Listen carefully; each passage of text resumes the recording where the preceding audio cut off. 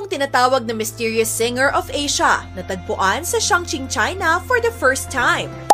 Sa kauna-unahang pagkakataon, nakuna ng video ng researcher sa Chongqing, China ang black-throat, isang bird species na tinaguriang Mysterious Singer of Asia dahil sa napakaganda nitong huni. Kinilala ito bilang vulnerable species ng International Union for Conservation of Nature at kasalukuyang protektado rin sa ilalim ng national regulation sa China.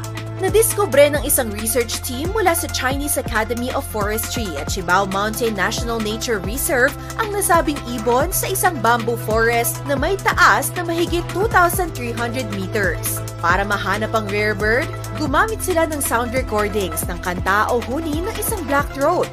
At nang tumugon ng ibon, senyalis daw ito sa pag-angkin niya sa lugar bilang tirahan at paghahanda para sa breeding season.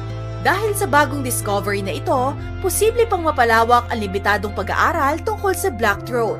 Sa ngayon, isa ang Chongqing, China sa 3 natatanging lugar sa buong mundo na nagsisilbing breeding ground ng rare bird.